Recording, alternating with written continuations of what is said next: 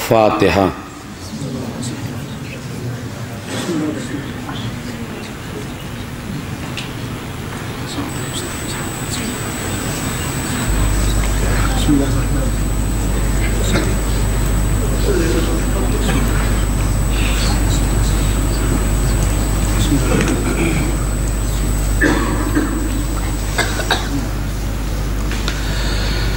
اعوذ باللہ من الشیطان الرجیم، بسم اللہ الرحمن الرحیم۔ الحمد للہ رب العالمین، الصلاۃ والسلام علی اشرف الانبیاء والمرسلین، الشفیع المذنبین، الذی بعثہ رحمۃ للعالمین، سیدنا و مولانا و مولا الثقلین، محبوب رب المشرقین والمغربین، جد الحسن والحسین، ابی القاسم محمد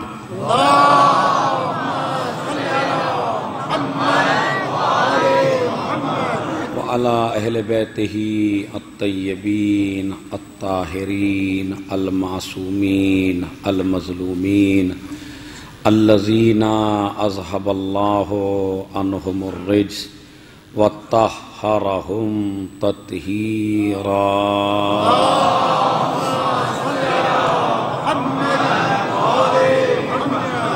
ولعنۃ اللہ علی اعدائہم اجمعین من یومنا ھذا الی قیام یوم الدین، اما بعد۔ قال اللہ تعالی وتبارک فی کتابہ الکریم وہو اصدق القائلین وقولہ الحق۔ بسم اللہ الرحمن الرحیم۔ انما انت منذر ولکل قوم حاد۔ صلوات بھیجیں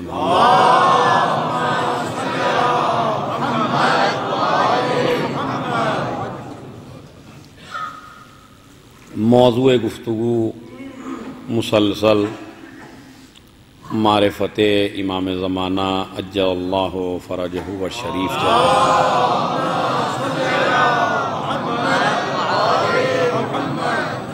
اور جس میں ابھی تک کی مجالس میں جو باتیں بتائی گئی ہیں وہ یہ ہیں کہ اگر کوئی انسان یہ کہے کہ آپ جو یہ دعویٰ کرتے ہیں کہ آپ کا ایک امام ہے جو زندہ ہے اور نظر بھی نہیں آتا ہے، تو کیا اس امام کے اوپر آپ کے پاس کوئی دلیل موجود ہے؟ اور سب سے بڑا مصدر جو ہمارے پاس ہے وہ قرآن مجید ہے، تو کیا قرآن مجید میں ایسے اشارے موجود ہیں جو اس بات پر اشارہ کر رہے ہوں کہ ایک امام اس وقت ہے، ایک ہادی ہے؟ تو میں نے 2-3 مجلسوں میں یہی ثابت کیا قرآن کی آیات سے کہ ایک ہے جو ہماری ہدایت کر رہا ہے۔ اس کے بعد دوسرا دور چلا مجلسوں کا جس کا موضوع یہ تھا کہ حدیثیں پیغمبر اکرم کی اس بات پہ دلالت کرتی ہیں کہ کوئی ہے، اور اگر ہم نہ تسلیم کریں تو اس سے یہ بات لازم آئے گی کہ نبی بھی جھوٹا ہے، قرآن بھی جھوٹا ہے، قرآن کے جھوٹا ہونے سے خدا بھی جھوٹا ہے۔ لہٰذا آپ کو یہ تسلیم کرنا ہی پڑے گا کہ قرآن بھی سچا ہے، اللہ بھی سچا ہے، اس کا نبی بھی سچا ہے۔ اور یہ بات اسی وقت آپ تسلیم کر سکتے ہیں جب آپ یہ بتائیں کہ کوئی ہے، ورنہ نبی کی کئی حدیثوں کا کوئی مطلب نہیں رہے گا اگر ہم ایک امام کے وجود کے قائل نہ ہوں۔ دیکھیے، مجرد اس بات کی وجہ سے، خالی اس بات کی وجہ سے امام کا انکار نہیں کیا جا سکتا کہ وہ نظر نہیں آتا، اس کے علاوہ تو کوئی اور سبب آپ کے پاس نہیں ہے۔ صرف ایک ہی چیز ہے کہ جس کی وجہ سے، یا 2 چیزیں لے لیجئے، 2 چیزیں ہیں جن کی وجہ سے آدمی امام کا انکار کرتا ہے۔ پہلی چیز تو یہ ہے کہ اگر وہ ہے تو نظر کیوں نہیں آتا؟ دوسری بات یہ ہے کہ اتنے سال آدمی زندہ کیسے رہ سکتا ہے؟ یہی تو 2 ہیں، اس کے علاوہ کوئی اور تیسرا سبب نہیں ہے۔ تیسرا سبب ایک ہے، اور وہ ہے آل محمد سے دشمنی۔ وہ ہے آل محمد سے دشمنی، وہ ہے علی سے نفرت، وہ ہے علی اور اولاد علی سے عداوت، کہ جس کی وجہ سے انسان مجبور ہوتا ہے کہ میں اس کا انکار کر دوں کہ جو ہے. جس طرح ایک انسان کے اندر کئی صفات موجود ہوں اچھے اچھے، لیکن مجھے اس آدمی سے حسد ہو، تو دنیا کو اس کے صفات نظر آتے ہیں لیکن مجھے نظر نہیں آتے. لیکن مجھے نظر نہ آنے سے اس انسان کے صفات ختم نہیں ہوتے. اگر ایک بہت بڑا عالم ہے اور آپ کی اس سے نہیں بنتی، آپ یہ کہیں وہ تو جاہل ہے، تو آپ کے جاہل کہنے سے وہ جاہل نہیں ہو جائے گا. حسد جو ہے، آدمی حاسد آدمی اپنا نقصان کرتا ہے، دوسرے کا نقصان نہیں کرتا ہے. لہٰذا ایک ہے عداوت اہل بیت اطہار سے. لیکن اگر مجھے آپ یہ بتائیے، اگر آپ دوپہر کے وقت پورے مجمع کو خطاب کر کے یہ کہنے لگیں کہ سورج نہیں نکل رہا ہے، تو ہر آدمی یہی کہے گا کہ یہ پاگل ہے یا اندھا ہے کہ جو اسے نظر نہیں آ رہا ہے. مگر اسی طرح جس طرح ایک سورج کا انکار کرنے والا پاگل کہلاتا ہے، اسی طرح وہ انسان جو اس ترقی یافتہ دور میں ایک امام ہادی کا انکار کر دے، تو وہ ایسے ہی ہے جیسے سورج کا انکار کرنے والا ہو دن میں. تو دوسرا دور مجلسوں کا چلا جسے بلکہ ماشاءاللہ جو لوگ آئے ہیں، جو دوست و احباب ہیں، وہ ان سے ڈسکس کریں، اس لیے کہ آج تھوڑا سا مجمع مجھے کچھ تھوڑا زیادہ، ورنہ ماشاءاللہ مجمع تو شروع سے آ رہا ہے. لیکن جو لوگ نئے ہیں ان کو چاہیے یہ ضرور اشرا سنیے، اس لیے کہ اس میں دلیلیں موجود ہیں آپ کے امام کے وجود کے بارے میں، قرآن سے حدیثوں سے. تو دو سبب ہیں جس کی وجہ سے ہمارے امام کا انکار کیا جاتا ہے. پہلا سبب ہے کہ اگر ہے تو دکھائی کیوں نہیں دیتا. کل کی مجلس یہاں ختم ہوئی تھی، اگر ہے تو دکھائی کیوں نہیں دیتا. تو ہزاروں چیزیں ایسی ہیں دنیا میں جو ہیں اور دکھائی نہیں دیتی. سب سے پہلے تو دوسری جگہ جانے کی ضرورت نہیں ہے، ہر انسان کے پاس عقل ہے مگر دکھائی نہیں دیتی. ہر انسان کے جسم میں روح ہے مگر دکھائی نہیں دیتی. ہوا ہے مگر دکھائی نہیں دیتی. بادلوں کے پیچھے کبھی سورج ہوتا ہے مگر دکھائی نہیں دیتا. حوریں ہیں مگر دکھائی نہیں دیتی. غلمان ہیں مگر دکھائی نہیں دیتے. انبیاء آئے تھے مانتے ہیں مگر دکھائی نہیں دیتے. جس خدا کے دین کو مانا وہ ہے. تو بھئی آپ کس کس چیز کا پہلے تو اپنی روح کا انکار کرنا پڑے گا، اپنی عقل کا انکار کرنا پڑے گا. اگر آپ اسی کے قائل ہیں نہیں مجھے تو میں اسی چیز کو مانتا ہوں جو مجھے نظر آئے، تو تمہاری روح تمہیں نظر نہیں آتی. تو کیا اس کا مطلب ہے آپ چلتی پھرتی ایک لاش ہیں کہ جو آپ کو اپنی روح نظر نہیں آ رہی ہے؟ تو اس کا مطلب یہ ہے کہ ہزاروں چیزیں ایسی ہیں. اچھا یہ ہزاروں چیزیں مسلمان مانتا ہے یا نہیں مانتا؟ نماز کس لیے پڑھتا ہے؟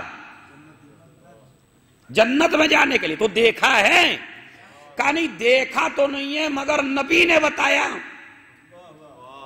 تو حوروں کے بارے میں نبی نے بتایا تو مان لیا، جنت کے بارے میں بتایا تو مان لیا، کوثر کے بارے میں بتایا تو مان لیا، انبیاء کے بارے میں بتایا. ہمیں کیا پتا 1,00,000 آئے یا 1,000 آئے؟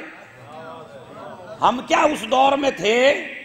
ہم نے تو کسی نبی کو بھی نہیں دیکھا، اس آخری نبی کو بھی نہیں دیکھا، تو ہم کیسے یقین کریں 1,24,000 آئے؟ کہا نہیں جناب آئے. دلیل دیکھا تو نہیں آپ نے؟ کہا نہیں اس پیغمبر نے کہا جو کبھی جھوٹ نہیں بولتا. تو اگر ساری وہ چیزیں جو دیکھی نہیں ہیں اس وجہ سے مانتے ہو کہ پیغمبر نے کہی، تو اگر پیغمبر اس 12ویں کے بارے میں بھی کہے اسمہ اسمی، اس کا نام میرا نام ہوگا، وکنیتہ کنیتی، اس کی کنیت میری کنیت ہوگی، وسنتہ سنتی، اس کی سنت میری سنت ہوگی، وَشَمَائِلُهُ شَمَائِلِي، اس کی عادتیں میری عادتیں ہوں گی۔ تو اتنا تفصیل سے تو کسی چیز کے بارے میں بھی نہیں فرمایا۔ اچھا، اسی لیے جب میں نے یہ حدیث آپ کی خدمت میں پڑھ دی کہ اس کا نام وہی ہوگا جو میرا نام ہے۔ اچھا، نبی کا نام نامی کیا ہے؟ ہاں، تھوڑا سا زور سے بول کے صلوات پڑھیے۔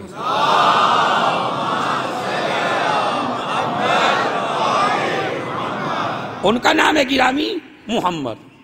شیخ صدوق علیہ الرحمن نے لکھا کمال الدین و تمام النعمہ۔ کمال الدین کتاب کا نام لکھ لیجئے، اور کوئی بہانہ بھی نہ کرے یہ کہ ہم تو اردو ہی نہیں جانتے، ہم انگریز ہیں، ہم کافی پڑھے لکھے ہیں، ہم نے شروع سے انگریزی ہی پڑھی ہے، لہٰذا ہم کتاب کیسے پڑھیں؟ تو اتفاق کی بات یہ ہے کہ یہ اردو میں بھی ہے اور انگریزی میں بھی ہے، تاکہ کوئی بھاگ نہ سکے۔ اور کتاب بھی اتنی عظیم ہے کہ خود امام زمانہ عجل اللہ فرجہ الشریف انہوں نے آ کے خود فرمایا تھا شیخ صدوق سے کہ تم نے ابھی تک اپنی ولادت کے مقصد کو پورا نہیں کیا۔ انہوں نے کہا مولا آپ کے فضائل میں، آپ کے اجداد کے فضائل میں بہت کتابیں لکھ دی۔ کہا نہیں، جس سبب سے تمہاری ولادت ہوئی ہے ہماری دعا سے، تو وہ سبب ابھی تک آپ نے پورا نہیں کیا۔ کہا مولا وہ کیا؟ کہا ہمارے وجود کے بارے میں ایسی کتاب لکھو کہ جس میں ہر اعتراض کا جواب ہو۔ ایسی کتاب لکھو ہمارے وجود کے بارے میں جس میں ہر طرح کے اعتراض کا جواب ہو۔ ہماری غیبت کے بارے میں، ہماری عمر کے بارے میں، ہمارے وجود کے بارے میں ایسی کتاب لکھو۔ تو انہوں نے ایک کتاب لکھی جس کا نام ہے کمال الدین و تمام النعمہ۔ انگریزی میں بھی موجود ہے، انٹرنیٹ پہ بھی موجود ہے، آپ دیکھ لیجئے گا اسے۔ انہوں نے شروع ہی کیا نبیوں سے کہ کون سا نبی کتنے سال غائب رہا۔ بات سمجھ رہے ہیں؟ کون سا نبی کتنے سال؟ اس میں یہ بات موجود ہے کہ ہمارے اس آخری امام کے دو نام ہیں۔ نبی نے کیا کہا؟ اس کا نام میرا نام ہوگا۔ شیخ صدوق کیا کہتے ہیں؟ نبی کے بھی دو نام ہیں اور اس کے بھی دو نام ہیں۔ نبی کا ایک نام محمد ہے، ایک نام احمد ہے یا نہیں ہے؟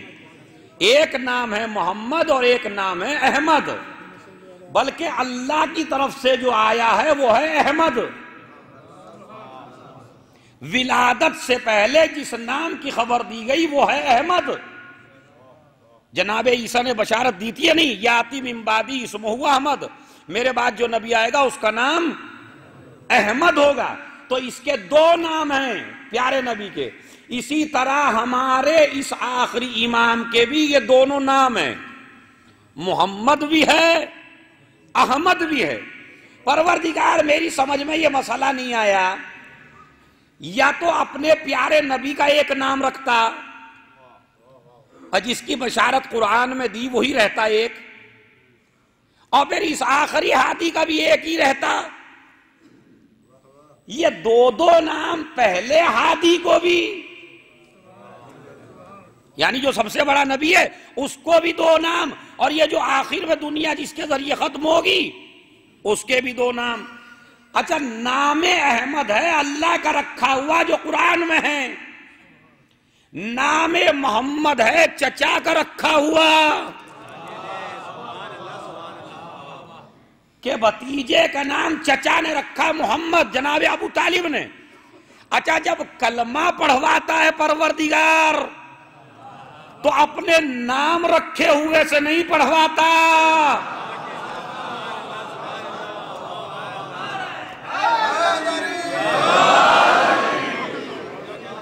نہیں، توجہ چاہتا ہوں آپ کی۔ جب پروردگار عالم، دیکھیں مسلمان آدمی کب بنتا ہے؟ لا الہ الا اللہ ہے یا نہیں ہے؟ تو قرآنی نام تو احمد ہے، یہ محمد کے ذریعے کلمہ کیوں پڑھوایا جا رہا ہے؟ دیکھیں کوئی جانتا ہو نہ جانتا ہو، مگر جو خالق ہے وہ انسان کی فطرت سے واقف ہے کہ ایک دور ایسا آئے گا کہ جب اس نبی کے محافظ پر کفر کا الزام لگے گا، لہذا میں اس کے رکھے ہوئے نام سے کلمہ پڑھوا کے دنیا کو بتا دوں گا، تم تو جب تک مسلمان نہ بنے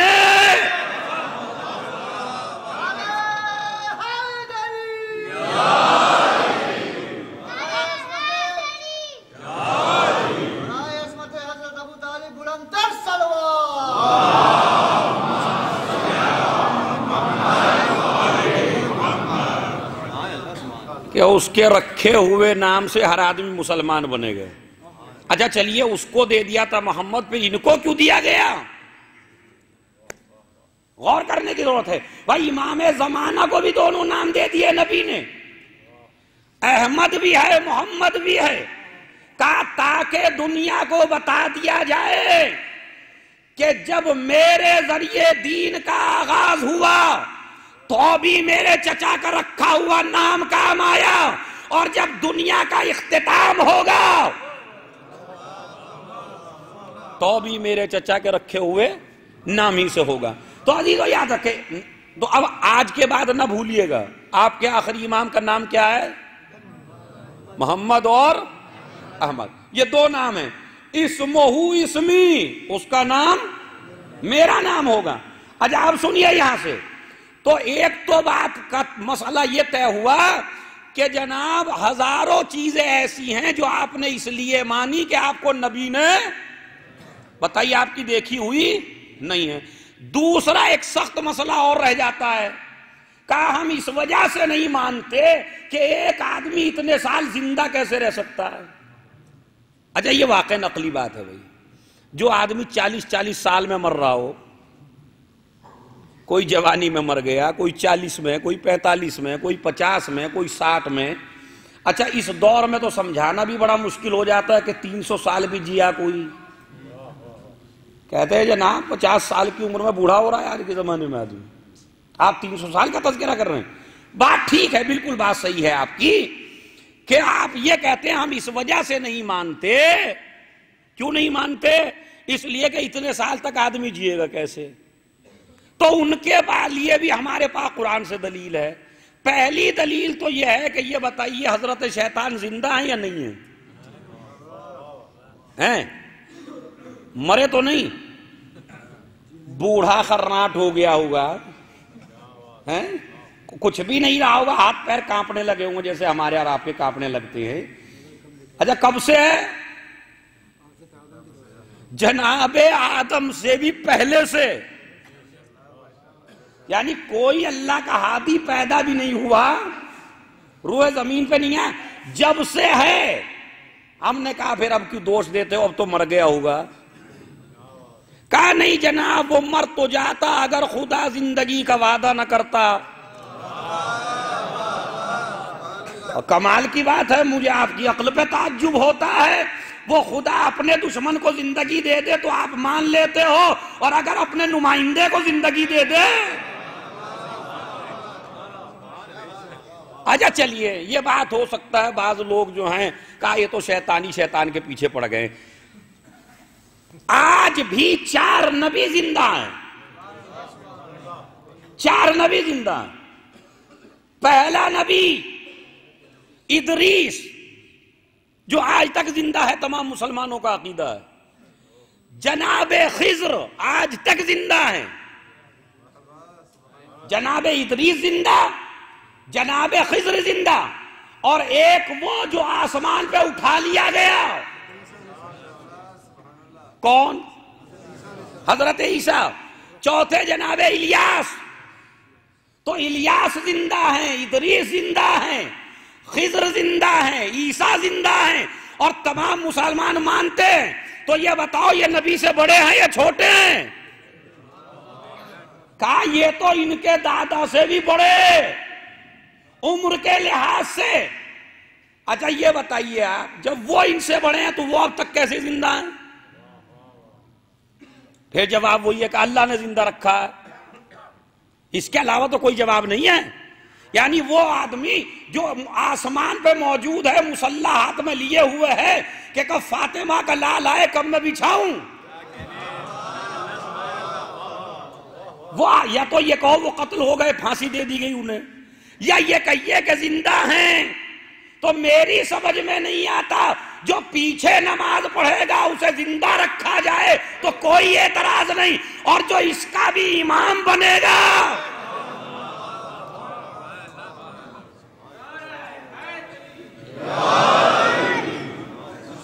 صلوات بھیجیں محمد و آل محمد پر۔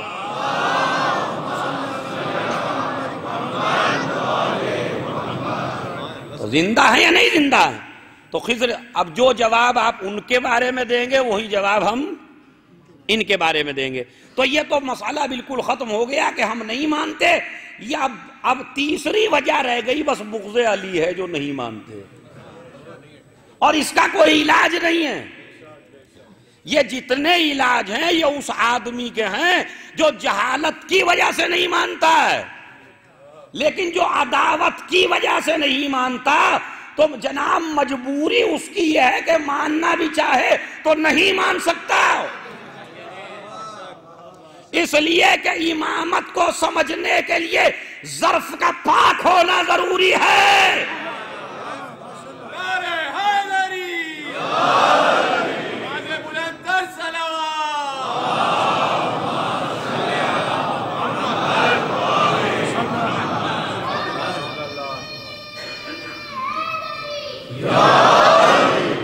سونیا جی تو اب یہ کہ اس کا نام میرا نام ہوگا، آج تک ہم نے دلیلوں سے یہ ثابت کیا کہ کوئی ہے، آج میں نے اس کا نام بتایا، اس کے بعد اب آپ کو بتانا چاہتا ہوں چونکہ آج ان کے والد گرامی کی شہادت کی شب ہے، تو میرا دل یہ ہے کہ میں یہ بتاؤں کہ ان کا والد کون ہے، ان کی والدہ کون ہے، تاکہ آپ کو یہ تو پتا چلے کہ کون ہے وہ۔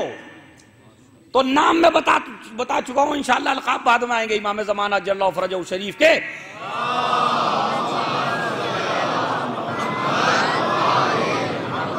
لیکن سب سے پہلے بس ایک بات سن لیجئے آپ، امامت کو کوئی سمجھے نہ سمجھے مگر وہ حیوان جو بے شعور ہے وہ ضرور سمجھتا ہے۔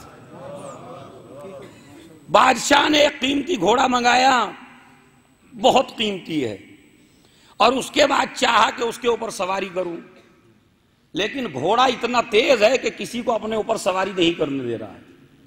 اس کے بعد وزیر نے کوشش کی، وہ بھی نہ سوار ہو سکا کہ اتنا قیمتی گھوڑا خرید لیا اور وہ ہمیں سواری نہیں دے رہا ہے، سپاہیوں کو بلایا تو قبضے میں نہ آیا، جب بھی کوئی سواری کرنا چاہتا ہے تو وہ سواری نہیں دے رہا ہے۔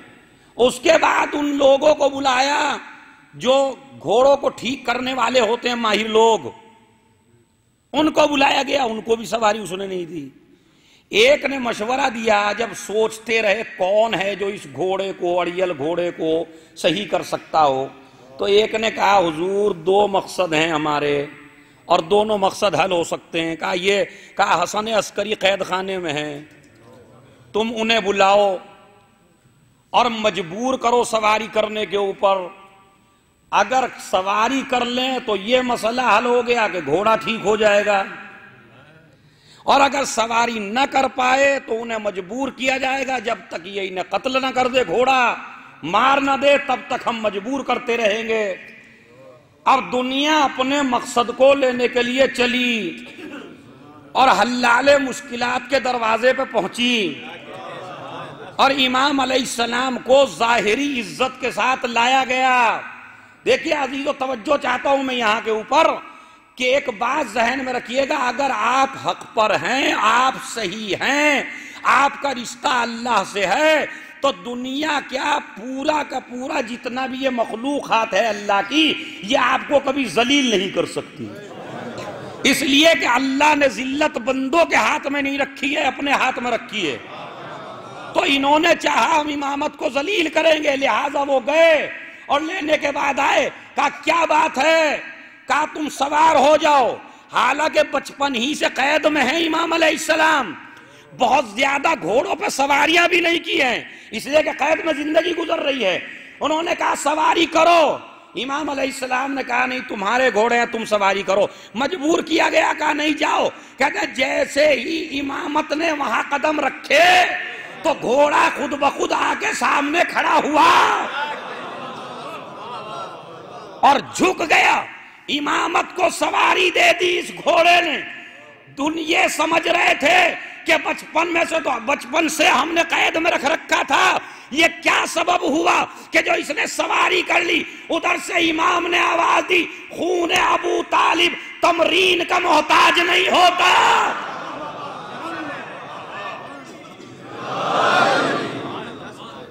ہم کسی ممارست کے محتاج نہیں، انہوں نے چاہا تھا ذلیل کر دیں گے، مگر ایک بے شعور گھوڑا، جسے حیوان کو بے شعور کہا جاتا ہے، مگر سواری دے کے، اگر میرا جملہ سمجھ گئے انشاءاللہ، سواری دے کے پورے انسانوں کو بتایا میں بے شعور ہو کے بھی اطاعت امام کر رہا ہوں، تم انسان ہو کے بھی اطاعت امام سے غافل ہو۔ سواری دے دی۔ اس کے بعد جہاں جہاں بھی حیوان، کبھی شیروں میں ڈالا گیا امام علیہ السلام کو، پہلے شیروں کو بھوکا رکھا جاتا ہے تاکہ اب یہ جو بھی سامنے آئے اسے ہی کھا لیں، اور جو تربیت دے کے لایا ہے حیوانوں کو اسے باہر کھڑا کر دیا۔ جیسے ہی امام کو داخل کیا تو سب شیروں نے اپنے سر جھکا لیے، امام نے پشت پہ ہاتھ رکھ دیے۔ اب جو حکومت نے باہر نکالا مجبوراً، اب وہ داخل ہوا جو ان کو سکھا کے لایا تھا، اسے کھا لیا شیروں نے۔ بات سمجھ؟ تو یہ ایسے واقعات مجھے آپ حضرات کی خدمت میں ایک دو باتیں پیش کرنی تھی تاکہ آپ امامت کے رتبے کو سمجھے، کوئی سمجھے نہ سمجھے۔ ایک دفعہ ذلت کے لیے بلائے دربار میں، کہا ہم سارے کرسیوں پہ بیٹھے رہیں گے، انہیں بلاؤ، اور جب وہ آ جائے تو کوئی تعظیم نہیں کرے گا، کوئی کھڑا نہیں ہوگا۔ پردے پڑے ہوئے ہیں دربار میں، تمام کا تمام منصوبہ تیار کر لیا گیا، مگر جیسے ہی فاطمہ زہرا کے لال نے دربار میں قدم رکھا تو کہتے ہیں پہلے خادم پردے اٹھاتے تھے، مگر امام کے لیے کسی نے پردہ بھی نہیں اٹھایا، مگر جب جیسے امام قریب ہوئے دربار کے، ایک تیز ہوا چلی، پردہ خود بخود اٹھا، اور جیسے جیسے دربار میں داخل ہوئے تو جس نے منصوبہ بنایا تھا بادشاہ نے، وہ سب سے پہلے تعظیم کے لیے کھڑا ہو گیا۔ اب جدھر جدھر سے امام گزر رہے ہیں وہیں سے کرسی نشین اٹھ کے تعظیم کر رہا ہے۔ جب امام چلے گئے تو منصوبے والوں نے کہا بلایا تھا ذلت کے لیے، چلا گیا ساری عزتیں پا کے۔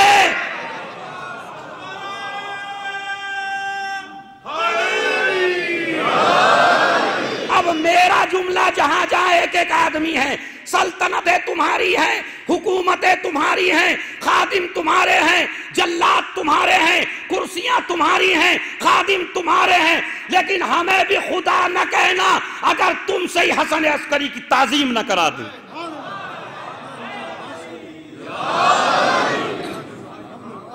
خبردار،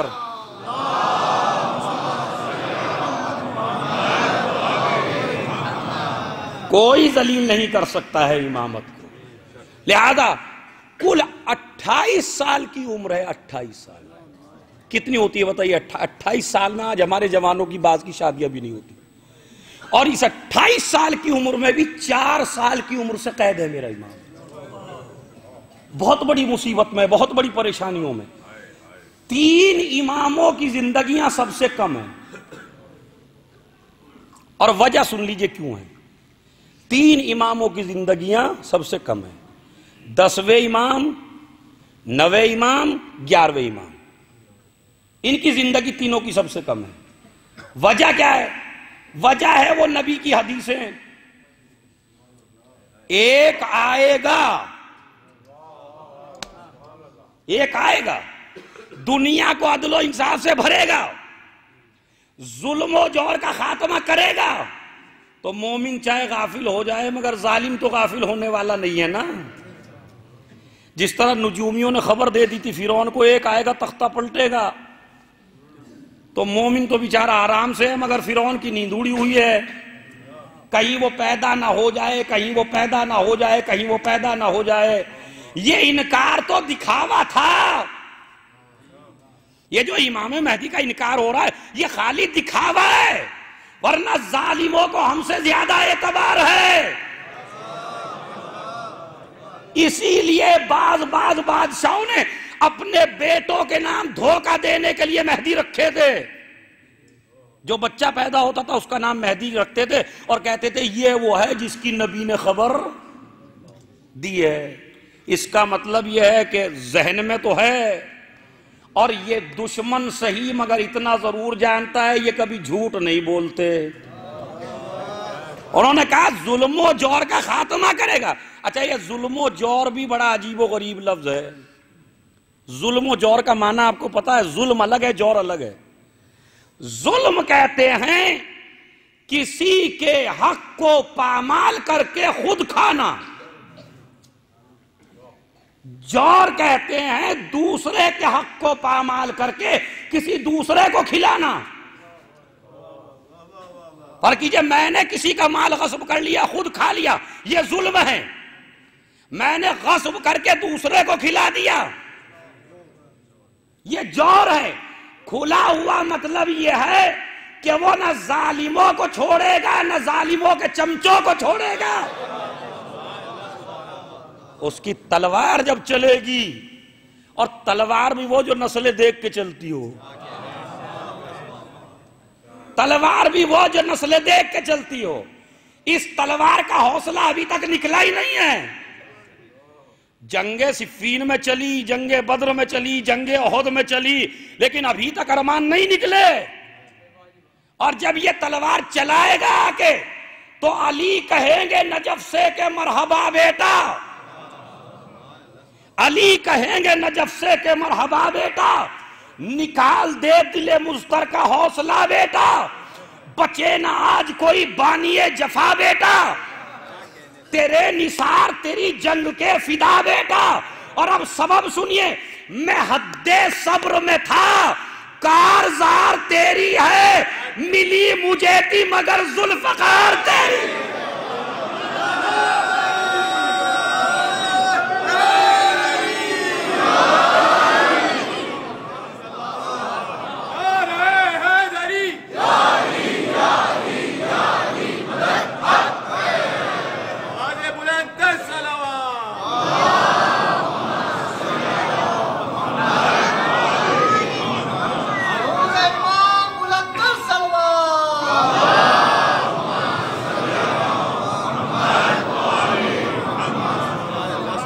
توجہ چاہتا ہوں میں، اسی لیے جب ایسے امام کی ماں کا انتخاب ہوا تو اتنی پاک و پاکیزہ، جس کا مشہور نام آپ کو پتا ہے نرجس، حالانکہ اصل نام نرجس نہیں ہے۔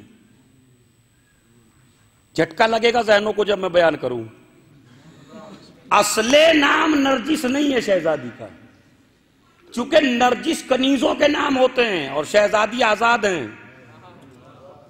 نرجس کہاں سے آیا یہ آپ کو ہسٹری بتائے گی۔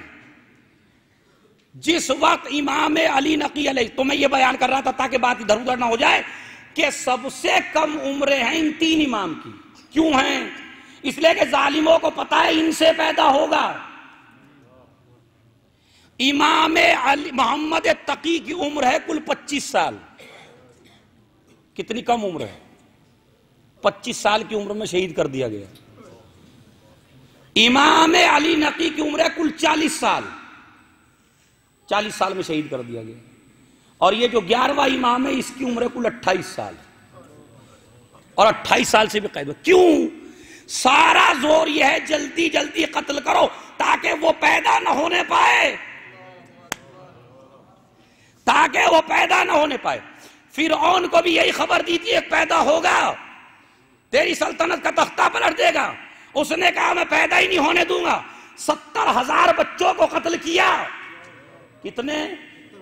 70,000 بچوں کو قتل کیا۔ اب سمجھ میں آیا ایک نبی کی جان کی قیمت کتنی ہے۔ 70,000 بچے قتل ہو جائیں جناب موسیٰ کی وجہ سے۔ لیکن سوچ کے بتائیے کیا ولادت موسیٰ رکی ہے؟ تو جب ایک فرعون سے ولادت موسیٰ نہ رک سکی تو جو موسیٰ کا بھی سردار ہو اس کی ولادت ظالموں سے رک سکتی ہے؟ لہذا جب اس امام کی ولادت کا اہتمام ہونے لگا تو ہمارے 10ویں امام علیہ السلام نے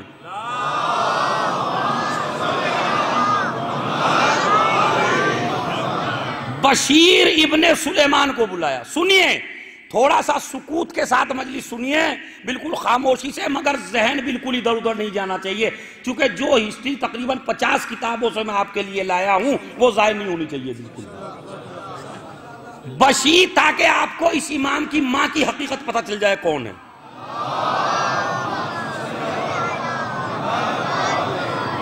بشیر ابن سلیمان انصاری ہے اور نسل سے ہے ابو ایوب انصاری کی. ابو ایوب انصاری کی نسل سے ہے، 10ویں امام کا صحابی ہے، مچھلیوں کا کاروبار کرتا ہے. کوئی بہت بڑا ایسا نہیں ہے کہ بہت بڑا عالم ہو، بہت بڑا فقیہ ہو، بہت بڑا عالم دین ہو، نہیں. دین جانتا ہے، شریعت جانتا ہے، مگر امامت کو اچھی طرح پہچانتا ہے. 10ویں امام نے اپنے غلام کو بلایا اور کہا کہ جاؤ بشیر ابن سلیمان کو بلا کے لاؤ. بشیر ابن سلیمان کے پاس، میں نے بتایا بشیر ابن سلیمان کون ہے، نسل سے ہے ابو ایوب انصاری کی. اب مجھے یہ بھی بتانا پڑے گا ابو ایوب انصاری کون ہے، ورنہ مسئلہ پھر ادھورا رہ جائے گا. ابو ایوب انصاری وہ ہے کہ جب نبی نے مکے سے مدینے کی طرف ہجرت فرمائی اور سارے رئیس، سارے دولت مند، سارے چاہنے والے، بڑے سے بڑا آدمی اس بات کے لیے نبی کی خدمت میں آیا آپ میرے گھر چلیے، یہ شرف مجھے مل جائے، یہ شرف مجھے مل جائے. دولت مند بڑھ رہے ہیں، غریب بڑھ رہے ہیں، رئیس بڑھ رہے ہیں، جن کے اچھے حالات ہیں وہ بڑھ رہے ہیں، لیکن وہ نبی نہیں ہوتا جو کسی کا دل دکھا دے. انہوں نے فرمایا کہ میں اگر کسی کی اس طرح دعوت پہ جاؤں تو ایک کے جاؤں گا دوسرے کا دل ٹوٹے گا، دوسرے کے جاؤں گا تیسرے کا دل ٹوٹے گا. انہوں نے یہ فرمایا مسئلہ یہ ہے کہ میں اپنی اس اونٹنی کو بھیج دیتا ہوں مدینے کے اندر، جس دروازے پہ یہ بیٹھ جائے میں وہاں رکوں گا.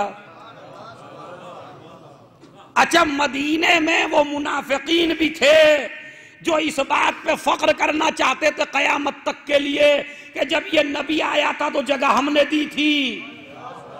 نبی نے سب کی نیتوں کو پڑھا، پڑھنے کے بعد کہا یہ میرا ناقہ چلے گا. کہتے ہیں ناقہ چلا، نہ منافقوں کے گھر بیٹھا، نہ کافروں کے گھر بیٹھا، نہ رئیس کے گھر بیٹھا.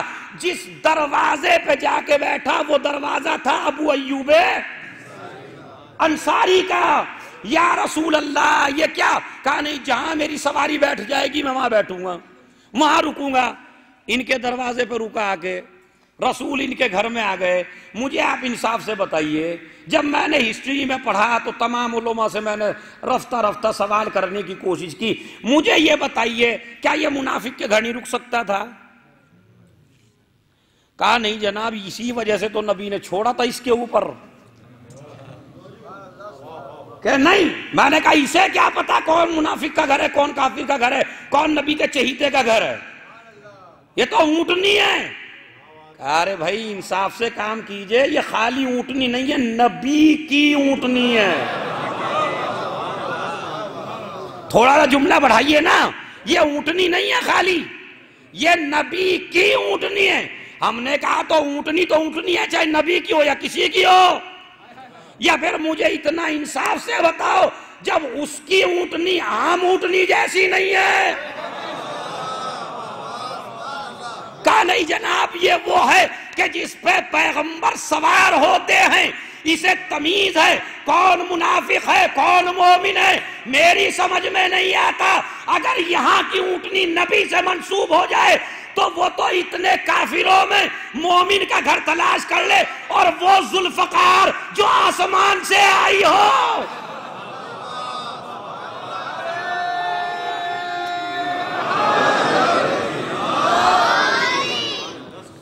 وہ اگر نسلیں دیکھ کے چلے، یا پھر لفظوں کو بدل کے یہ کہوں، ہو سکتا ہے آپ متوجہ ہو جائیں، کہنا تو میں نہیں چاہتا تھا لیکن آپ کے جوش ایمانی کو دیکھ کے میرا دل چاہتا ہے کہ کہہ دوں کہ جس اونٹنی پر نبی سوار ہو جائیں، جب اس میں اتنا شعور ہے تو جو خود دوش نبی پر سوار ہوتا ہو۔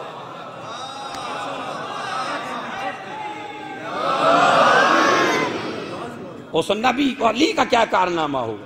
تو یہ ہے ابو ایوب انصاری۔ مدینے میں آنے کا سبب کون بنا؟ ابو ایوب انصاری۔ امام نے بشیر ابن سلیمان انصاری، اسی کی نسل کا ایک ہے، اس کو بلایا، آیا امام کی خدمت میں، 10ویں امام کی۔ امام نے کہا میں تمہیں ایسا شرف دینا چاہتا ہوں جو دنیا میں اور آخرت میں کسی کو نہیں ملا ہے۔ کہا ایسا کون سا شرف ہے؟ اور یہ شرف ہم اس وجہ سے دے رہے ہیں کہ ہم یہ جانتے ہیں کہ تمہاری پوری نسل ہم لوگوں سے بڑی زیادہ محبت کرتی ہے، تمہیں وراثت میں ملی ہے محبت اہل بیت، لہذا ہم تمہیں ایسا شرف دیں گے جو کسی کو۔ کہا مولا کیسا شرف ہے؟ کہا دیکھو یہ 220 درہم ہم تمہیں دینار دے رہے ہیں، فلاں جگہ سمندر پہ جانا، وہاں پر ایک انسان کنیزوں کو بیچ رہا ہوگا، ان کنیزوں میں ایک کنیز سب سے پاکیزہ، سب سے عفیفہ، سب سے پاک دامن، سب سے عزت دار، سب سے بڑی پردے دار ہوگی، اور وہ کسی سے بھی بکنے کے لیے تیار نہیں ہوگی، بس تم ہمارا خط لے جاؤ اور یہ قیمت لے جاؤ اور اسے ہمارے پاس لے آؤ خرید کے۔ بشیر ابن سلیمان چلا، کیا دیکھا کہ ہر آدمی کوشش کر رہا ہے کہ اسی کنیز کو خریدوں، اس لیے کہ اتنی عفیفہ ہے، اتنی پاکیزہ ہے، کسی دوسرے مرد کو دور دور اپنے پاس کھڑے نہیں ہونے دے رہی ہے، پردے میں ہے، دوسری کنیزیں بے حجاب ہیں، مگر ہر آدمی کی توجہ ہے اس پاک و پاکیزہ کنیز کو ہمیں مل جائے، ہمیں مل جائے۔ ایک آیا اور آنے کے بعد اس نے کہا، جو بیچ رہا تھا عمر ابن نخاس اس کا نام تھا، اس سے کہا میں تجھے منہ مانگی قیمت دے دوں گا، تو مجھے یہ کنیز میرے حوالے کر دے۔ اس نے کہا بھائی اس کا بیچنا میرے بھی اختیار میں نہیں ہے، اس لیے کہ اس کنیز کی بہت قیمت لگ چکی ہے مگر یہ بکنے کے لیے تیار نہیں ہے، میں خود مجبور ہوں کہ اس کا کیا کروں۔ تو ایک مرتبہ اس نے کہا خود جا کے پوچھ لو، وہ گیا، اس نے کہا منہ مانگی قیمت سے تمہیں خریدنے کے لیے تیار ہوں۔ تو ایک مرتبہ اس بی بی نے کہا، جناب سیدہ نرجس نے، اگر سلیمان کی دولت بھی لے آئے تو بھی تو مجھے نہیں خرید سکتا، اور جو مجھے خریدنے والا ہے وہ ہو سکتا ہے آ رہا ہو۔ اسی وقت امام کا یہ نمائندہ بشیر ابن سلیمان پہنچا، کیا دیکھا کنیز بکنے کے لیے تیار نہیں، سب سے پاکیزہ، سب سے عفیفہ، سب سے عزت دار، جس کی قیمت ہر آدمی زیادہ لگانے کو تیار ہے، یہ اس کے جو بیچ رہا تھا اس کے پاس پہنچے۔ پہنچنے کے بعد کہا کہ یہ کنیز میرے حوالے کر دیجئے اور یہ قیمت لے لیجئے۔ اب امام نے کہا تھا کھولنا نہیں، بس قیمت اسی کے حوالے کر دینا۔ آخر میں اس سے پوچھ بھی لیا کتنی چاہیے، تو جتنی اس نے بولی اتنی ہی امام نے دی تھی۔ کھول کے دیکھا تو وہی قیمت ہے۔ اس کے بعد اس نے ایک خط دیا اس کنیز کو، کنیز نے اس خط کو پڑھا، خط کو پڑھنے کے بعد اپنے مالک سے کہا بس اس کے ہاتھ مجھے بیچ دے۔ کہتے ہیں اب یہ کنیز کو لے کے چلے، اس بی بی کو اپنے گھر بغداد میں لے کے آئے۔ لانے کے بعد اب جس طرح مہمان نوازی کرتے ہیں پانی لینے کے لیے گئے، کہتے ہیں پانی لے کے آ رہے تھے تو کیا دیکھا کہ یہ کنیز، یہ بی بی جس کو خرید کے لائے ہیں، امام کا خط کبھی آنکھوں سے لگاتی ہے، کبھی سینے سے لگاتی ہے، کبھی اس کو بوسہ دیتی ہے۔ بشیر ابن سلیمان کہتا ہے میں نے کہا کہ ابھی تو تم ملی بھی نہیں ہو، ابھی امامت سے ملی بھی نہیں ہو، یہ امام کے خط کو بوسہ کیوں دے رہی ہو؟ تو ایک مرتبہ اس بی بی نے کہا کہ اتنے اماموں کے ساتھ رہ چکا تب بھی تجھے امامت کی صحیح معرفت نہ ہوئی، تو تب بھی امامت کو نہ پہچان سکا۔ کہا بی بی آپ کا نام کیا ہے؟ اب سنیے یہاں سے، بی بی آپ کا نام کیا ہے؟ کہا سن، جس کی معرفت اب بھی امامت کے بارے میں کم ہے، میں بتاتی ہوں تجھے کون ہوں۔ میں ملیکہ بنت یشوع ابن قیصر روم ہوں، میرا اصلی نام ہے ملیکہ، آج کے بعد نہیں بھولنا اس مجلس کے امام کی ماں کا نام کیا تھا اصلی نام امام کی ماں کا تھا ملیکہ، یشوع ان کے باپ کا نام تھا، قیصر روم ان کا دادا تھا، اور جناب عیسیٰ کے وصی جو شمعون تھے ان کی نواسی تھی، ان کی نسل سے تھی، ان کی ماں نسل سے تھی جناب عیسیٰ کے وصی سے، تو نواسی ہوتی تھی جناب عیسیٰ کے وصی شمعون کی، میں نواسی ہوں ان کی۔ اب جو شجرہ بتانا شروع کیا، اب تو آپ سمجھ گئے کہ امامت وجود میں اس وقت تک نہیں آتی جب تک نہ ننیال پاک ہو نہ ددھیال پاک ہو۔ ننیال کا پاک ہونا بھی ضروری ہے، ددھیال کا پاک ہونا بھی ضروری ہے، لہذا انہوں نے بتایا میں ملیکہ بنت یشوع ہوں۔ اور سن، جب میری عمر شادی کی ہوئی تو میرے دادا نے میرا رشتہ طے کر رکھا تھا اپنے بھتیجے کے ساتھ، جسے آپ کزن کے بول سکتے ہیں، اس کے ساتھ میرا رشتہ طے تھا۔ اور چونکہ قیصر روم بادشاہ تھا، اس نے جتنے بھی افراد ہوتے ہیں حکومت کے سب کو بلایا تھا، پوری فورس تھی، بڑے بڑے عالم تھے، بڑی بڑی انجیلیں لائی گئی تھیں، ایک ایسا تخت سجایا گیا تھا کہ جس تخت سے بڑا کوئی تخت ابھی تک نہیں سجایا گیا تھا۔ اتنے علماء کسی تخت پہ نہیں بیٹھے تھے جتنے میرے دادا نے بلوائے تھے تاکہ میرا نکاح پڑھا جائے اس کے ساتھ۔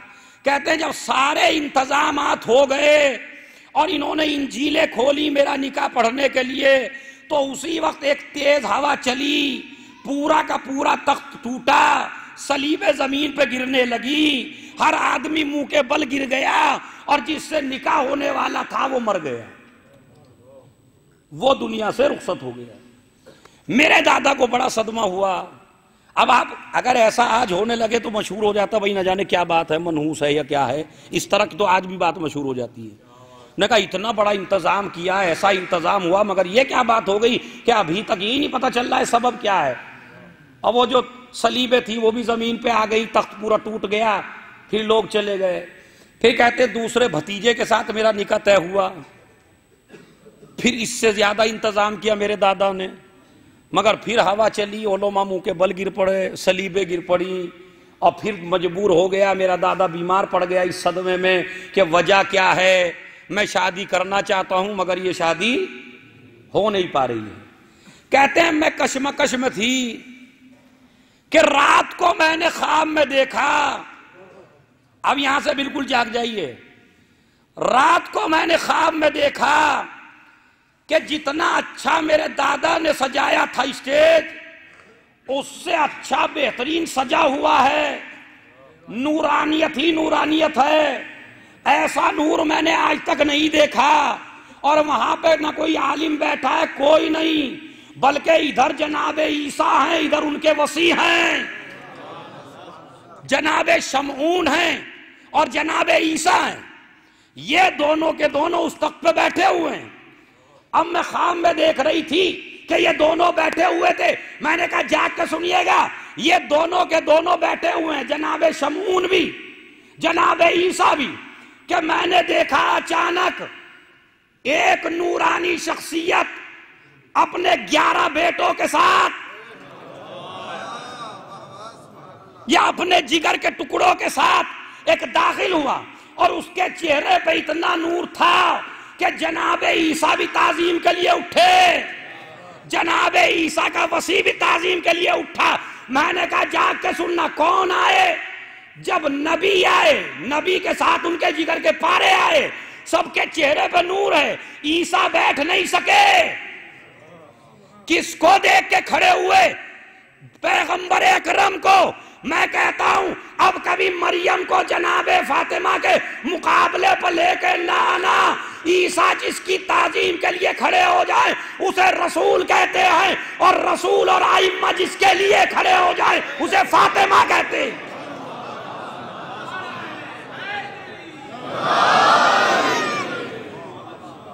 صلوات بھیجیں محمد اور آل محمد پر۔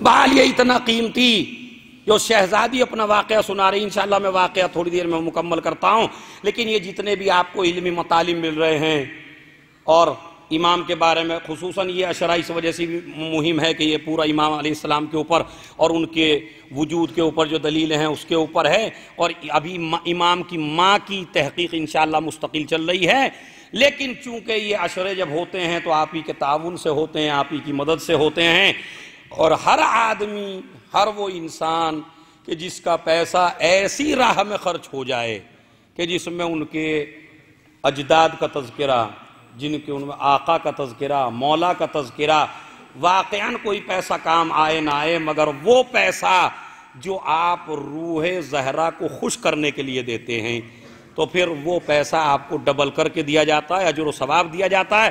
لہذا زیادہ نہ کہلوایا کریں اس کے بارے میں، جلدی جلدی 2 منٹ کے اندر جس کو جو میسر ہو وہ اپنی طاقت سے زیادہ اس نیت سے کہ یہ پیسہ ہمارا ہمارے وہاں کام آنے والا ہے، اور جس بی بی نے ہمیں دیا ہے اسی بی بی کے مال میں سے ہم تھوڑا سا دے رہے ہیں۔ صلوات پڑھیں محمد علیہ محمد۔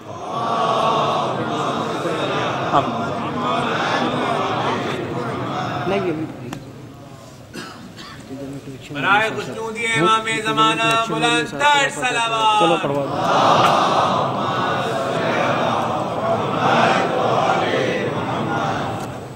مومنین، یہ کچھ درخواست ہے سورہ فاتحہ کی اور دعائے مغفرت کی، تو آپ میں سید اشفاق حسین ولد میر معشوق علی رضوی، مرحومہ مفید النساء بنت بند علی، ان کے لیے سورہ فاتحہ، اور دعائے مغفرت ہے داؤد Jan, Abdullah Subhan, Zainab Bibi, Amir Bibi, Shahzadi Begum, be be جان، اور دعائے صحت کے لیے ہے سید ظہیر۔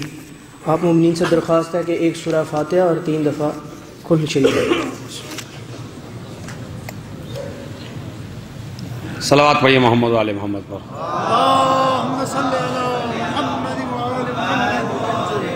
اور اب ہم حکومت شارجہ کا اور اوقاف جعفریہ کا شکریہ ادا کرنا چاہتے ہیں اپنی طرف سے، اور جتنے بھی یہاں ماشاءاللہ مجالس سننے کے لیے آئے، ذکر آل محمد سنا، یا جس نے بھی ان اشروں میں اپنے درہم سے، دینار سے، اپنی بات سے، اپنے مشوروں سے، خطابت سے، نوحے سے، آنے سے، سننے سے، جو بھی آپ نے اس میں تعاون کیا ہے اس کا اجر شہزادی زہرا سلام اللہ علیہ کے اوپر ہے، انشاءاللہ وہ آپ کو پروردگار سے اجر دلائیں گی۔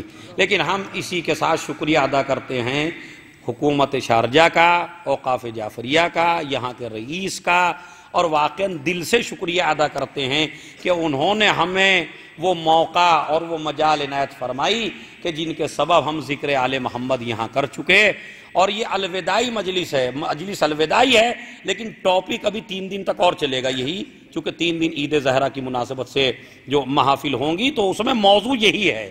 گزارش یہ ہے کہ وقت پہ آئیے تاکہ زیادہ سے زیادہ آپ حضرات کی خدمت میں یہ اہل بیت کے اطہار کے بارے میں، اور خصوصاً چونکہ اس امام کے بارے میں ہماری ذمہ داریاں زیادہ ہیں، لہٰذا اس وجہ سے ضروری ہے کہ آپ یہاں تشریف لائیں اور اس امام کے بارے میں سے زیادہ سے زیادہ معلومات حاصل کریں، چونکہ جس امام کے ساتھ ہمیں بلایا جائے گا وہ یہی امام ہے، یہی وقت کا حسین ہے۔ صلوات بھیج دیں محمد علیہ۔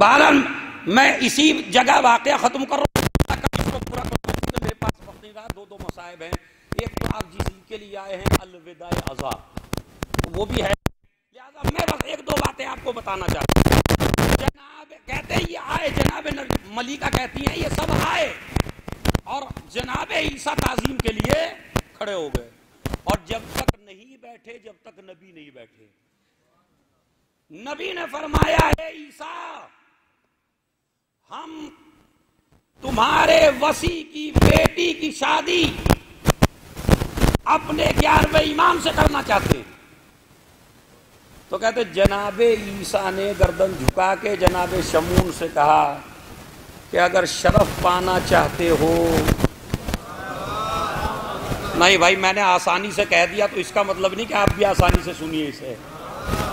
بڑا عجیب و غریب جملہ ہے، کیونکہ جس شرف پہ مجلس تمام کر رہا ہوں یہ نقطہ قیامت تک یاد رہے گا جو بیان کر رہا ہوں.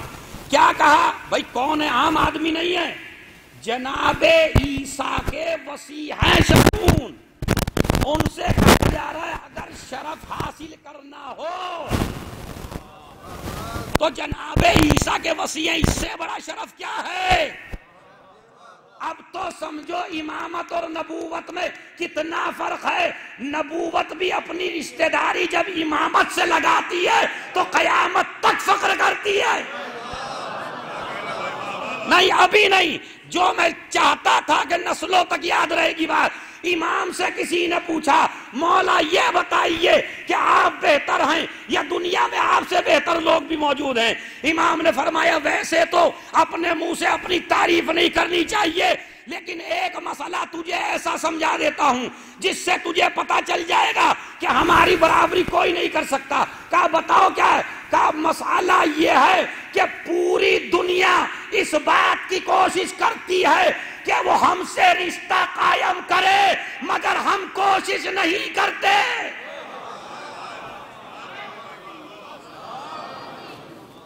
دنیا ہمارے نسب میں داخل ہونا چاہتی ہے مگر ہم کسی کے نسب میں داخل ہونا نہیں. تو عزیزو، حق پہ رہیے، صحیح راستے پہ رہیے.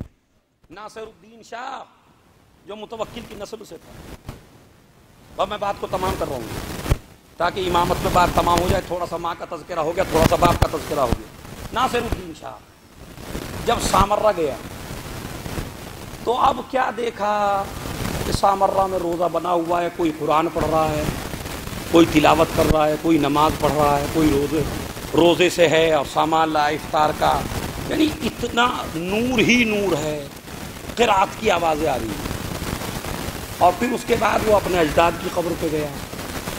کیا دیکھا؟ گرد ہی گرد ہے، غبار ہی غبار ہے، حیوانات ہیں کہ جنہوں نے گندگی پھیلا رکھی ہے، ایک بھی چراغ جلانے والا نہیں ہے. تو ایک نے کہا حضور یہ وہ لوگ ہیں جو قید خانے میں تھے اور یہ ان کی قبریں ہیں کہ جو تخت حکومت پر تھے، اور آپ کے پاس اتنی دولت ہے کہ آپ ان قبروں کی تعمیر کرا کے بہت اچھے روزے بنا سکتے ہیں. تو اب اس کا جواب ہے بیٹے کا. اس نے یہ کہا کہ اگر ہم کوشش بھی کریں تو کچھ نہیں ہو سکتا، نہ ان کی رونقیں ختم ہو سکتی ہیں نہ یہاں رونقیں آ سکتی ہیں. تو اس نے کہا حضور اتنی دولت ہونے کے باوجود آپ ایسا جملہ کیوں کہہ رہے ہیں؟ کہا وجہ یہ ہے میرے آبا و اجداد کا سلسلہ شیطان سے ملتا ہے، ان کا سلسلہ رحمان سے ملتا ہے. چونکہ رحمان موجود ہے تو یہ بھی موجود رہیں گے. ان کی رونقیں ختم ہو جائیں. جو اللہ کے لیے چیز ہوتی ہے وہ کبھی برباد نہیں ہوتی. ان کے روزے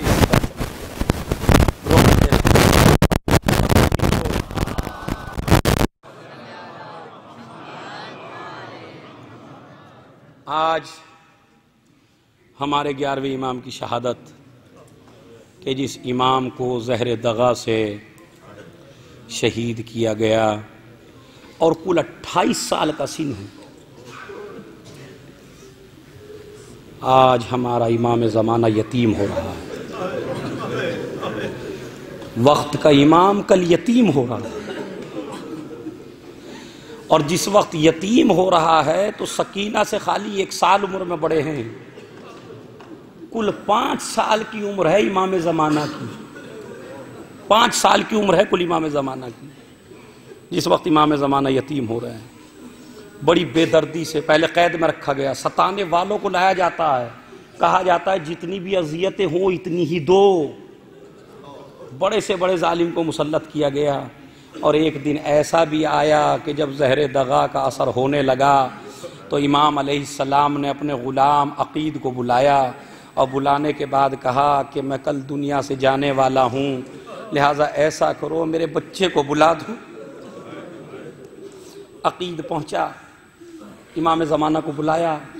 5 سال کی عمر ہے امام علیہ السلام کی. کہتے ہیں امام علیہ السلام کے لیے کچھ پانی گرم کیا گیا تھا، تو جب ہاتھ میں پانی لے رہے تھے تو ہاتھ کانپ رہے تھے، پانی نہیں پی پا رہے تھے۔ انشاءاللہ آپ، چونکہ یہ الوداعی مجلس ہے اور نہ جانے کون مر جائے نہ جانے کون زندہ رہے، اللہ جتنے بھی فرش عزا پہ بیٹھے ہیں ہم سب لوگ سب کو زندہ رکھے، تاکہ پھر امام علیہ السلام کے غم میں ہم گریہ کر سکیں۔ لہذا ہاتھ میں پانی پیا نہیں جاتا، تو امام علیہ السلام نے فرمایا کہ بیٹا لو اپنے ہاتھ سے مجھے پانی پلاؤ۔ چھوٹے چھوٹے ہاتھوں سے باپ کو پانی پلاؤ۔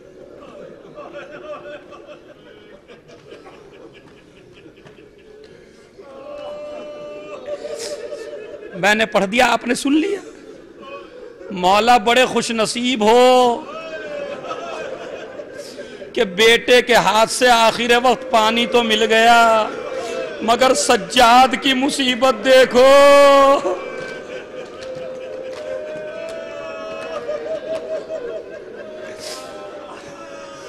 کھانا سامنے آیا تو رونے لگے، پانی سامنے آیا تو رونے لگے، اور کہتے تھے کیسے پیوں میرا بابا پیاسا مر گیا،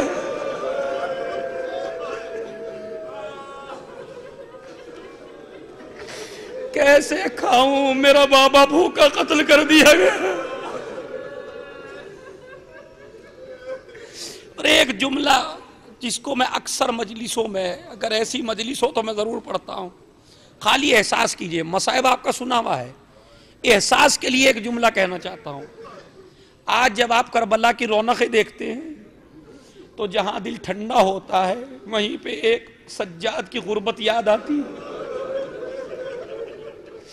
جب کربلا سے گزرے تھے اور چہرے کا رنگ بدلا، چونکہ ادھر امام علیہ السلام نے اپنے باپ کی نماز جنازہ بھی پڑھائی، غسل بھی اپنے ہاتھوں سے دیا، کفن بھی اپنے ہاتھوں سے پہنایا، بیٹا جنازہ لے کے بھی چلا، نماز بھی پڑھی، دفن بھی اپنے ہاتھوں سے کیا۔ ارے جس کا بیٹا زندہ ہوتا ہے وہ ایسے ہی ہوتا ہے، اتنا غریب تو فقط حسین ہے۔ نہیں، سر پیٹ کے روئیں گے انشاءاللہ، سنیے، اتنا غریب خالی حسین ابن علی ہے۔ تو جب جا رہے تھے، چونکہ ہر امام کے بیٹے نے ہر امام کو غسل دیا، ایک سید سجاد ہیں تنہا، جب چہرے کا رنگ بدلا تو زینب نے پوچھا بیٹا کیا بات ہے؟ اسے آپ اصل میں روی میں ذاکر پڑ جاتا ہے، آپ اسے سمجھتے نہیں کتنی بڑی مصیبت ہے۔ تو پتہ ہے کیا جملہ کا؟ ایک جملہ یہ بتائیے، جس پہ رنگ بدل جائے چہرے کا کتنا صدمہ ہوگا۔ کیا کہا میرے مولا نے؟ پھوپھی اماں انہوں نے اپنے کشتہ نجیس کو دفن کر دیا، میرا بابا بھوکا پیاسا کربلا کی سرزمین پر پڑا ہوا ہے۔ اور ایک جملہ ہے، جس کے جوان بیٹا زندہ ہو،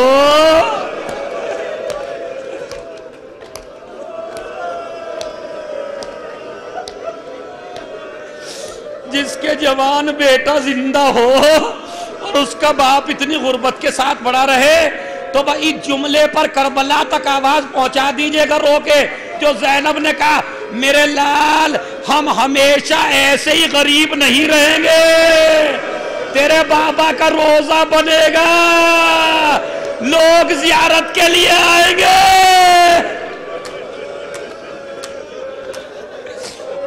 مگر ہائے رے زینب کی تمنا، جب قید سے رہائی ملی زینب کو، بیٹا سید سجاد، پھوپھی اماں کہاں سے چلنا ہے؟ کہا میں نے اپنے بھائی کا ماتم نہیں کیا، تم مجھے کربلا سے لے کے چلو۔ میں پورے مسائل نہیں پڑھنا چاہتا، بھائی اتنا سن لیجئے۔ ادھر سے قافلہ چلا، جب قافلہ چلا تو زینب نے غور کیا ایک ہماری خالی ہے، ام رباب نظر نہیں آتی۔ بیٹا تمہاری ماں کہاں گئی؟ ام رباب نظر نہیں آ رہی ہے۔ پھوپھی اماں ہو سکتا ہے قید خانے میں ہو، اب بھی نہیں سمجھے۔ زینب گئی، کیا دیکھا؟ ننھی سی چادر لیے ہوئے، قبر سکینہ پہ رکھے ہوئے، میری بچی روز کہتی تھی مدینے کب جائیں گے، سکینہ چلو، آواز آئی اماں بابا سے میرا سلام کہہ دے.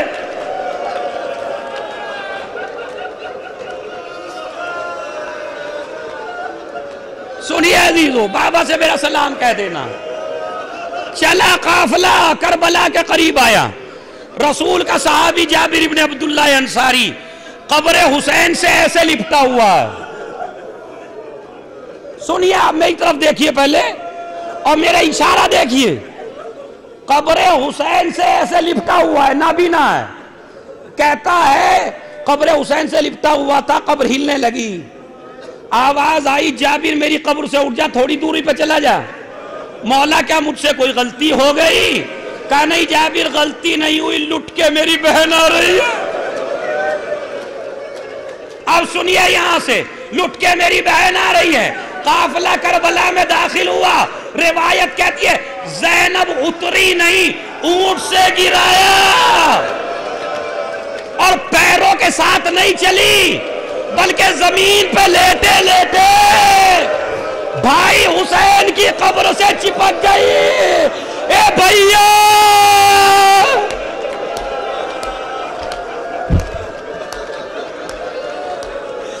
اے میرے ماجا ہے، زینب آئی ہے. بھیا کہاں کی رودات سناؤں؟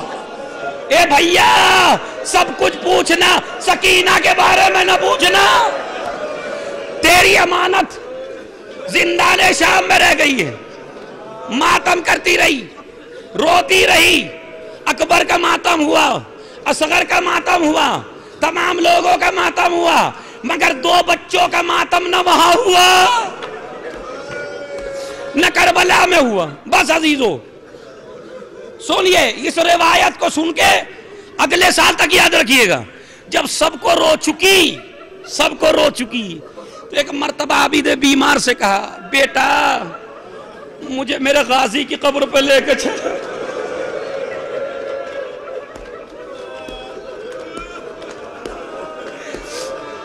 میں رونے کی آواز کم سے کم کربلا جائے. مجھے میرے غازی کی قبر پہ لے کے چلو. سجاد نے بازو پکڑا، پھوپھی اماں چلو. وہاں لے کے آئے جہاں آج قبر موجود ہے، لا کے بٹھا دیا. اب جو بٹھایا پہلے زینب نے قبر کو دیکھا، بعد میں سجاد کے چہرے کو دیکھا اور دیکھ کے کہتی ہے بیٹا کسی بچے کی قبر نہیں پوچھی، میرے غازی کی قبر کہاں ہے؟ میرے غازی کا قد بڑا لمبا تھا. سجاد نے کہا پھوپھی اماں تلواروں سے ٹکڑے ٹکڑے کر.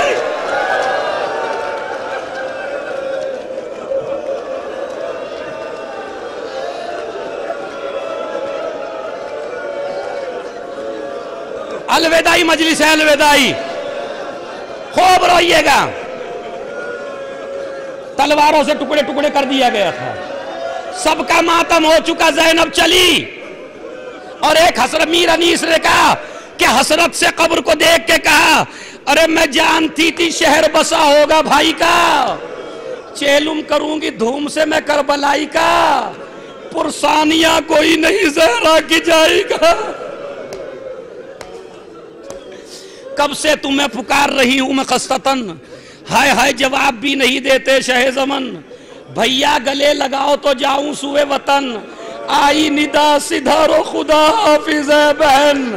صغرا کو میری سمت سے بھی پیار کیجیو، ہوگا ثواب خاطر بیمار کیجیو.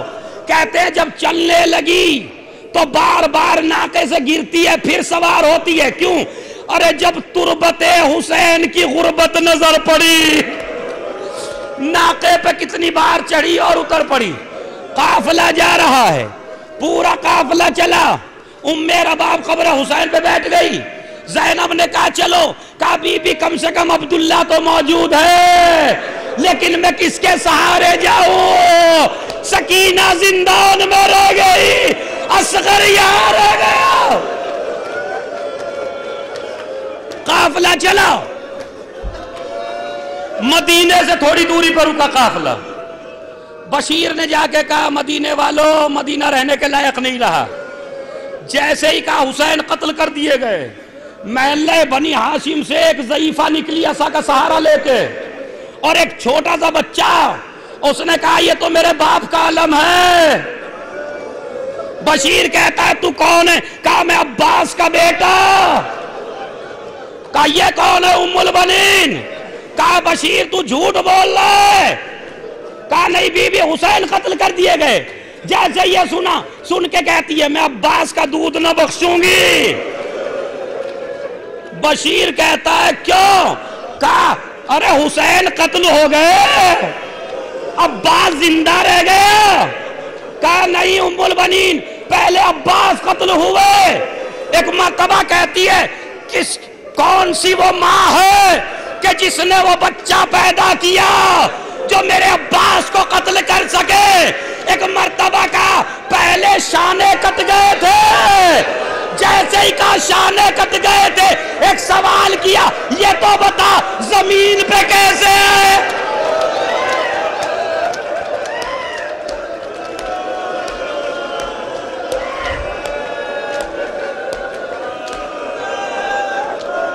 چلے محمد حنفیہ کہاں ہے قافلہ؟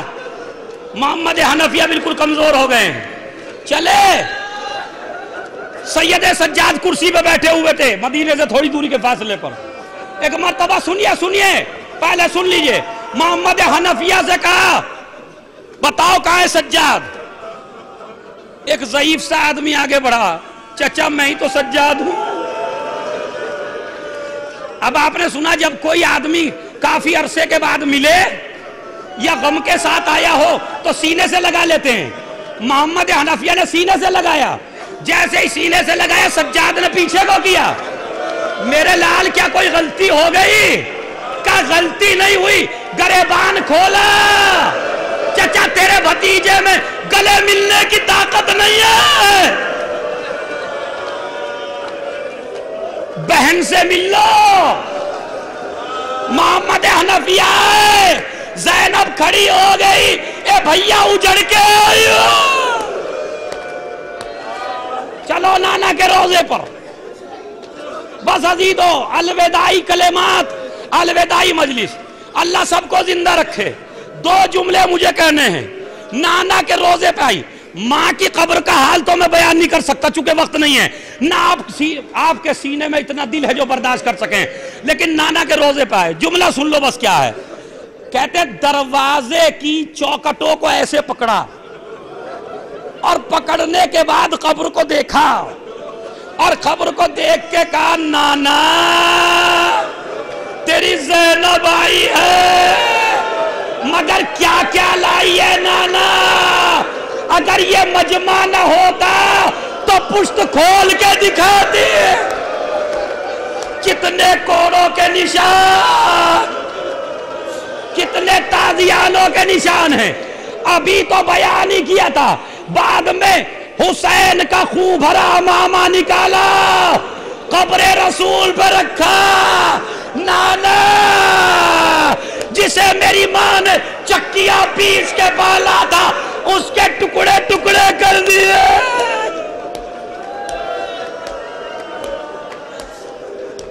بس عزیزو جس کے مصائب کے اوپر میں ہمیشہ ختم کرتا ہوں مجلس اس کے بعد آپ بھی رو چکے میں بھی رو چکا.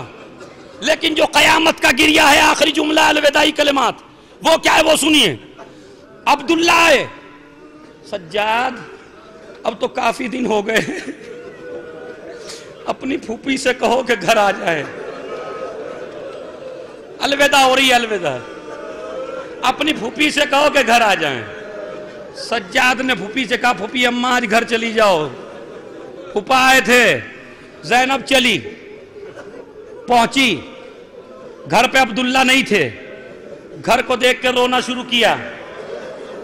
پیچھے سے عبداللہ آئے. بنی ہاشم کی عادت ہے عورتوں سے آنکھیں آنکھیں ڈال کے بات نہیں کرتے. ایک مرتبہ نظریں گھما کے کہا بی بی تو کون ہے؟ آج علی کی بیٹی آنے والی ہے اپنے گھر چلی جا. زینب نے چہرہ گھمایا. عبداللہ تم نے بھی نہ پہچانا.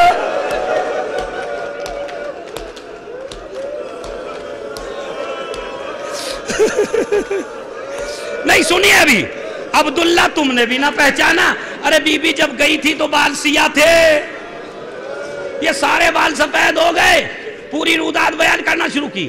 اب عبداللہ کا سوال سن لیجئے بس۔ عبداللہ نے سوال کیا، یہ بتاؤ میرے لاڈلوں نے جنگ کیسے کی؟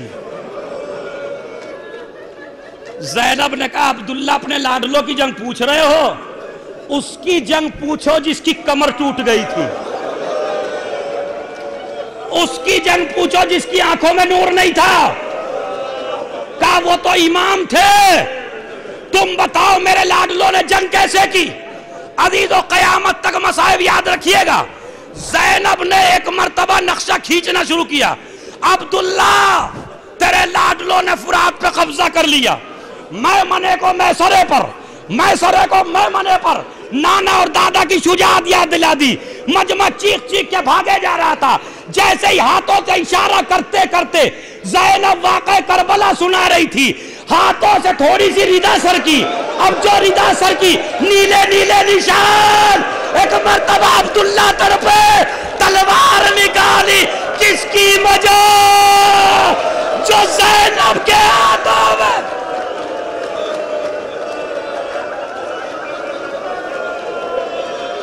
نہیں خوب روئیے، کربلا تک آواز آئے یا قبر زہرا تک، کس کی مجال میرے ہوتے ہوئے میری ناموس کے ہاتھوں میں رسن باندھے، پیچھے سے سجاد آئے، چچا تم نے تو خالی نشان دیکھے، سجاد کا جگر دیکھو۔ لو عزیز الوداع ہو رہی ہے، اے عبداللہ ذرا گھر کا دروازہ کھولو۔ عبداللہ نے دروازہ کھولا، حجرے میں داخل ہوئی، کربلا میں نہیں روئی، شام میں نہیں روئی، کوفے میں نہیں روئی، دوبارہ کربلا آئی، ماں نہیں روئی، بچوں کو کہیں یاد نہیں کیا، مگر جب ماں تھی نا ممتا جاگ اٹھی، جب کیا دیکھا، ننھے ننھے تکیے، ننھے ننھے بسترے، کربلا کا رخ کیا، اے مولا مجھے معاف کر دینا، ارے میں تم پہ روتی۔